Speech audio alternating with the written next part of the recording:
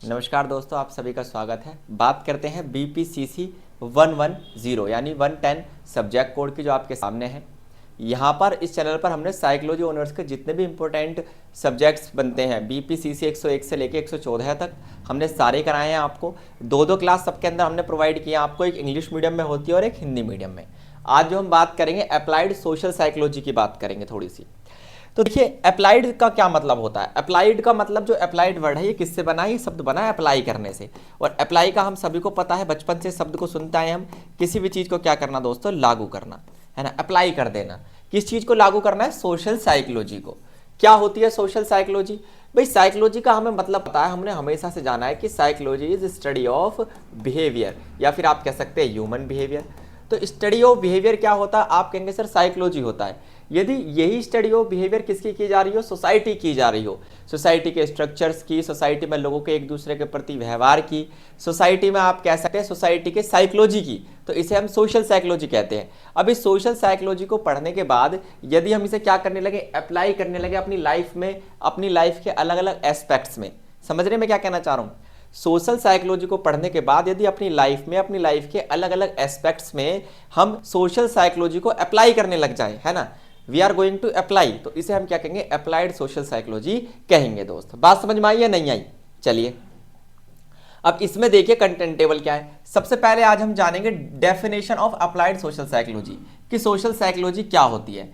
फिर हम डिफरेंस करेंगे कि सोशल साइकोलॉजी और अप्लाइड सोशल साइकोलॉजी में क्या अंतर है, क्योंकि सबसे बड़ा हमें कंफ्यूजन यही पैदा होती है कि सर सोशल साइकोलॉजी तो मैंने पढ़ी है, सामाजिक मनोविज्ञान, लेकिन अनुप्रयुक्त सामाजिक मनोविज्ञान क्या होगा ये भी आप बताइए। The application of social psychology, social psychology का यूज क्या है, क्या एप्लीकेशन है दोस्त? किसमें? लीगल सिस्टम्स में। ठीक वैसे ही सोशल मीडिया पे। बात समझ में आई? तो दो जगह इसका क्या रोल है, सोशल मीडिया पे या फिर किसी भी लीगल सिस्टम में इसका क्या रोल है। Social structure and mental health, highlighting social stigma in mental health.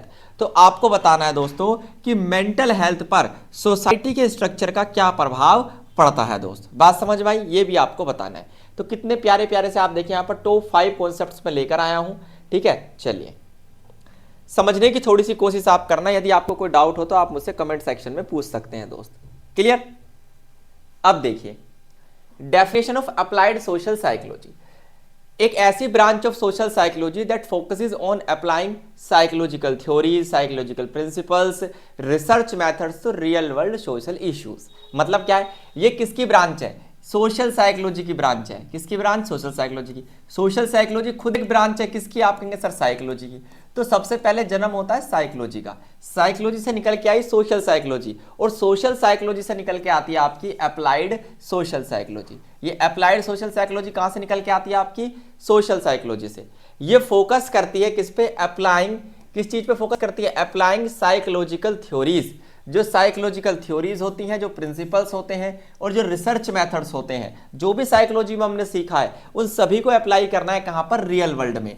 जो वास्तविक दुनिया है उसके सोशल इश्यूज में, रियल वर्ल्ड में हमें क्या करना है? सभी चीजों को अप्लाई कर देना है। जो भी कुछ भी हमने सोशल साइकोलॉजी में सीखा है उन सभी चीजों को रियल वर्ल्ड में अप्लाई करना अप्लाइड सोशल साइकोलॉजी कहलाता है।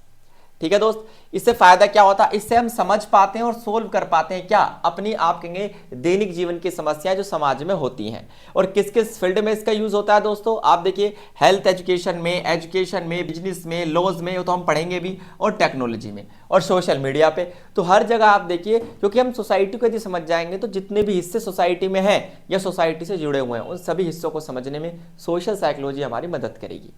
The goal is to promote positive change by influencing attitudes. तो देखिए सोशियोलॉजी में क्या अंतर है फिर, क्योंकि सोशियोलॉजी भी तो सोसाइटी का ही अध्ययन है। देखिए सोशियोलॉजी जो है वो डायरेक्टली टारगेट करती है प्रॉब्लम्स को, लेकिन ये प्रॉब्लम्स को टारगेट नहीं करती सोशल साइकोलॉजी। ये तो कहती है सोसाइटी में क्या होने चाहिए? पॉजिटिव चेंजेस होने चाहिए, ऐसे चेंजेस जो लोगों के व्यवहार को बदल के, लोगों की अंतःक्रिया को, सोशल इंटरेक्शन को बदल के क्या कर पाए? सोसाइटी को एक सही दिशा में मोड़ पाए। ऐसे चेंजेस लाने की कोशिश करती है आपकी सोशल साइकोलॉजी, क्योंकि सोसाइटी के अंदर जितने भी लोग रहते हैं उनके बिहेवियर को समझना है हमें। यदि उनके बिहेवियर को समझ गए तो अच्छे व्यवहार को, बुरे व्यवहार जो भी हमारे सामने आते हैं, अच्छे हो चाहे बुरे हो, बुरे व्यवहार को अच्छे व्यवहार में हम क्या कर सकें? बदल सकें। क्लियर? पॉजिटिव चेंज सोसाइटी के अंदर ला सकें, सोसाइटी को आप कहेंगे डेवलपमेंट की तरफ पहुंचा सकें। यही एम होता है हमारा अप्लाइड सोशल साइकोलॉजी का। बात समझ में आई या नहीं आई दोस्त? बताइए। आप कहेंगे बिल्कुल सर, यहां तक हमें कोई दिक्कत या परेशानी नहीं हुई है। Disconnected. क्लियर? आगे देखिए, बात करते हैं दोस्त किसकी, सोशल साइकोलॉजी की और सोशल के साथ साथ अप्लाइड सोशल साइकोलॉजी की। इन दोनों के बीच में हम डिफरेंशिएट करने की कोशिश यहां पर करते हैं। सोशल साइकोलॉजी क्या होती है? सोशल साइकोलॉजी सिर्फ क्या करती है कि सोसाइटी में जो लोग रह रहे हैं वो कैसे सोचते हैं, कैसे फील करते हैं और कैसे बिहेव करते हैं, सिर्फ इस पर केंद्रित है। मतलब सोशल साइकोलॉजी सिर्फ समाज को समझने पर केंद्रित है, understanding the society, it's thinking, it's feeling, it's context, सब कुछ समझना सोशल साइकोलॉजी।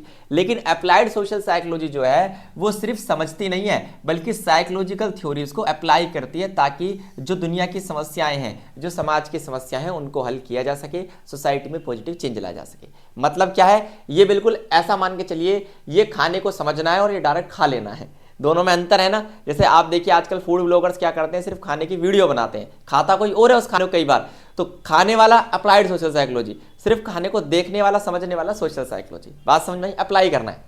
फोकस किस पे रहता है? सोशल साइकोलॉजी का फोकस रहता है ह्यूमन बिहेवियर को समझने में, ठीक है। जबकि अप्लाइड सोशल साइकोलॉजी जो है वो हमेशा जो भी समस्याएं हैं उनके सॉल्यूशंस के बारे में सोचती है। ये किसके बारे में सोचती है? सॉल्यूशंस के बारे में। ये सिर्फ प्रॉब्लम को समझेगी, ये प्रॉब्लम को सॉल्व करेगी। अंतर समझ में आया? आगे देखिए, सोशल साइकोलॉजी जो है ये सिर्फ ज्यादातर थ्योरीज की बात करती है, एक्सपेरिमेंट्स की बात करती है, लेकिन ये प्रैक्टिकल करती है सब कुछ और प्रॉब्लम ओरिएंटेड होती है। मतलब यहां सिर्फ फार्म भरे जाएंगे फालतू के तो नहीं, हालांकि काम के होते हैं। कुल मिला के यहाँ पे सिर्फ और सिर्फ बातें की जाएंगी, उन बातों को अप्लाई प्रैक्टिकल रूप में लागू कहाँ किया जाएगा? अप्लाइड सोशल साइकोलॉजी में। क्योंकि दोनों में अंतर सिर्फ एक शब्द का है, अप्लाई वाले शब्द का, और अप्लाई का मतलब क्या होता है? लागू करना। आगे देखिए, स्टडिंग ग्रुप डायनामिक्स। भाई ग्रुप किस तरीके से सोसाइटी में बनते हैं, सोसाइटी कैसे एक दूसरे को प्रभावित करती है, सोसाइटी में एटीट्यूड कैसा होता है लोगों का, ये सभी चीज आपकी क्या होती है? आप कहेंगे सर सोशल साइकोलॉजी होती है। तो जबकि अप्लाइड सोशल साइकोलॉजी क्या करती है? Reducing work place discrimination, promoting public health campaign. तो जैसे कि फॉर एग्जांपल यहां पर दिया हुआ है, जैसे मान लीजिए किसी काम करने की जगह पर ऑफिस में क्या हो रहा है? डिस्क्रिमिनेशन हो रहा है मेल्स एम्प्लॉय और फीमेल्स एम्प्लॉयज के बीच। तो इसको सोल्व करना ये क्या होगा? आपका अप्लाइड सोशल साइकोलॉजी। तो समस्याओं को समझना सोशल साइकोलॉजी है, समस्याओं के हल ढूंढना अप्लाइड सोशल साइकोलॉजी है। इतना सा आपको समझना है। क्लियर? चलिए, यदि आपको कहीं भी ऐसा लगता है कि मुझे इसका और भी बड़ा आंसर चाहिए sir exam point of view से, तो आप क्या कर सकते हैं? हमसे हमारे पेड गेस्ट पेपर्स यहां पर ले सकते हैं, ठीक है दोस्त। इन गेस्ट पेपर्स के माध्यम से आप क्या कर सकते हैं? अपनी तैयारी को बहुत बेहतर बना सकते हैं। क्लियर दोस्त? यहां तक बात समझ में आई या नहीं आई? आप कहेंगे बिल्कुल सर।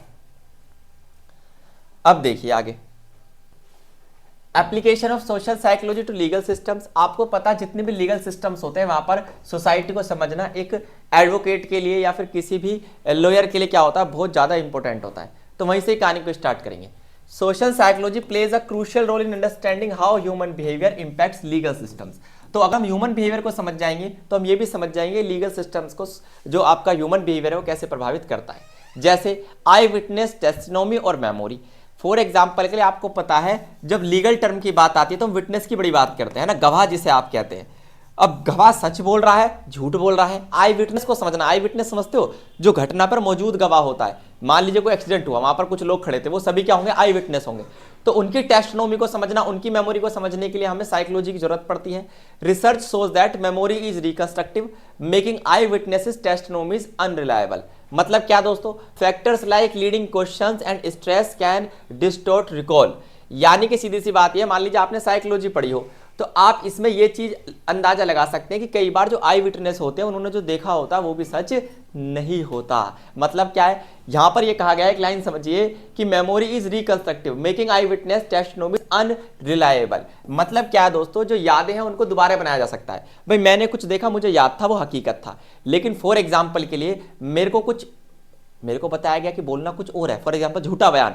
तो मेमोरीज को क्या किया जा सकता है? दोबारा रिकंस्ट्रक्ट किया जा सकता है। इसलिए कई बार आई विटनेस द्वारा दी गई सलाह मशवरा भी कई बार क्या हो सकता है? अनरिलायबल, जिस पर हम बिलीव नहीं कर सकते, जिस पर विश्वास नहीं किया जा सकता। बात समझ में आई? जिस पर बिलीव या विश्वास नहीं किया जा सकता दोस्त, ऐसा भी कई बार हो जाता है। और ये चीज हमें कैसे पता चलेगी कि आई विटनेस द्वारा दिया गया कोई, आप कहेंगे बयान भी झूठा हो सकता है। जब हमने पढ़ी होगी सोशल साइकोलॉजी, ह्यूमन का बिहेवियर सोसाइटी में समझा होगा, तो हम समझ जाएंगे कि लोग पैसों में क्या होते हैं? गवाह भी बिक जाते हैं। दूसरी चीज, ज्यूरी डिसीजन मेकिंग, जब आप देखिए जजेस क्या करते हैं, डिसीजन लेते हैं, तो वहां पर आप देखिए बहुत सारे सोसाइटी बायसेस को ध्यान में रखना पड़ता है, ग्रुप डायनामिक्स को ध्यान में रखना पड़ता है, और बहुत तरीके से क्या लिया जाता है, डिसीजन लिया जाता है। बात समझ में आई दोस्तों। इसके अलावा फोल्स कन्फेशंस और आप कहेंगे इंटेरोगेशन टेक्निक्स, लोगों से पूछताछ करने के तरीके हमें कहां से पता चलते हैं, सोशल साइकोलॉजी से पता चलते हैं। कई बार फोल्स कन्फेशन जो होती हैं, आप देखिए कई बार क्या होता है कि आप कह सकते हैं लीड टू द फोल कन्फेशंस, मतलब कई बार ऐसा होता है कि झूठे जो बयान है उनको पकड़ने की जरूरत पड़ती है, तो सोशल साइकोलॉजी हमें मदद करे, क्योंकि हमने सोसाइटी के अंदर लोगों का, ह्यूमंस का बिहेवियर बहुत पहले ही समझ लिया है। और यदि आपने लोगों का बिहेवियर, ह्यूमन बिहेवियर पहले ही समझ लिया है दोस्त, तो आप सिर्फ एक बात यहां पर कहेंगे कि सर सीधी सी बात तो फिर ये हो गई यहां पर कि जो सोशियोलॉजी है आपकी समस्याओं का अध्ययन कर रही है, लेकिन सोशल साइकोलॉजी उनके बिहेवियर को समझ रही है, और अप्लाइड सोशल साइकोलॉजी तो तह तक जा रही है कि लोग किस हद तक, आप कहेंगे एक तरीके से कह सकते हैं आप, झूठे बयान या फिर आप कह सकते हैं आई विटनेस भी अपनी मेमोरी को रिकंस्ट्रक्ट कर सकता है। इसके अलावा discrimination in the justice system, आपको पता है दोस्त, यदि हमें यह समझना हो कि न्याय व्यवस्था में कहीं डिस्क्रिमिनेशन तो नहीं है तो भी काम आएगा।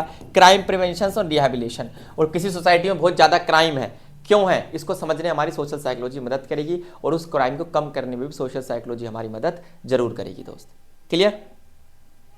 चलिए next, application of social psychology to social media. मान लीजिए सोशल मीडिया पे हमें क्या करना है दोस्तों, सोशल साइकोलॉजी का यूज करना है। कैसे करेंगे? Social influence and viral content. देखिए जब हम लोगों के बिहेवियर को जानते हैं, हम ये जानते हैं कि लोगों को क्या पसंद है क्या नहीं पसंद है सोशल मीडिया पर देखना।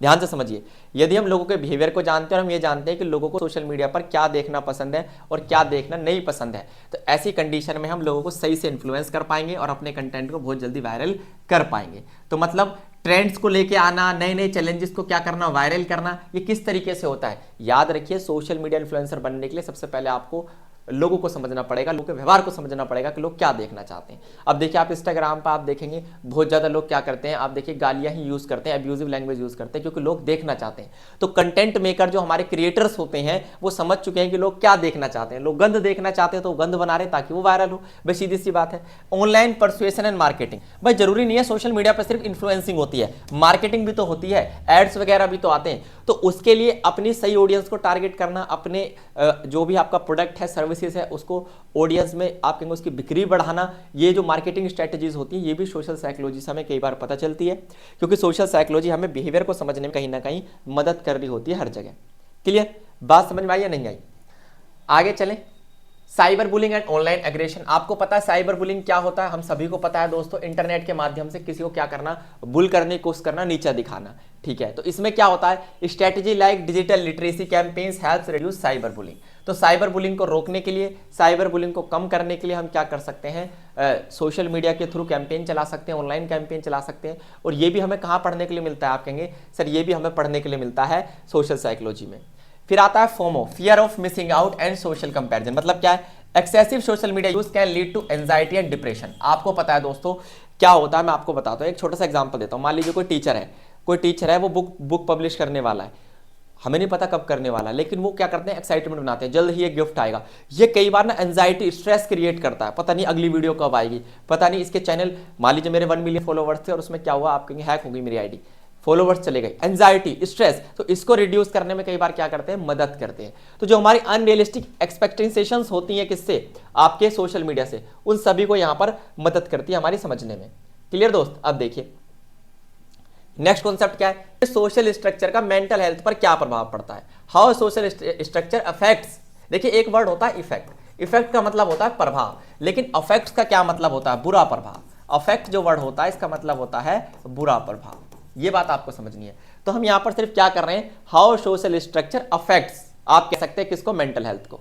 तो poverty increases stress and limits to mental health. आपको पता है पहला फैक्टर तो सोसाइटी का यही है, जो गरीब होते हैं वो सबसे ज्यादा तनाव में, सबसे ज्यादा टेंशन में आपको देखने के लिए मिलेंगे। दूसरा, high pressure jobs contribute to anxiety and burnout. और आपको पता है सोसाइटी में कुछ जॉब्स ऐसी हैं, जॉब्स क्या सारी जॉब्स ऐसी हैं जिसे हम क्या कह देते हैं, कई बार जूस ऑफ बॉडी भी कह देते हैं दोस्त, क्योंकि ये सिर्फ क्या करती हैं, बॉडी का जूस बनाने का काम करती हैं। तो ये कई बार एंजाइटी क्रिएट करता है। कई बार फैमिली का सपोर्ट और आपके फैमिली स्ट्रक्चर जो है ये आपको क्या कर सकता है, आइसोलेट भी कर सकता है दोस्त, और आपकी मेंटल हेल्थ को बहुत ज़्यादा प्रभावित कर सकता है। जैसे अभी आपने हाल फिलहाल में एक न्यूज़ देखी होगी, जो हमारे IIT वाले बाबा जो महाकुंभ में बड़े फेमस हो रहे हैं, उन्होंने ज़्यादातर अपनी कंडीशन को लेकर दोष किसे दिया, फैमिली को। तो ये चीज़ आपको समझनी है।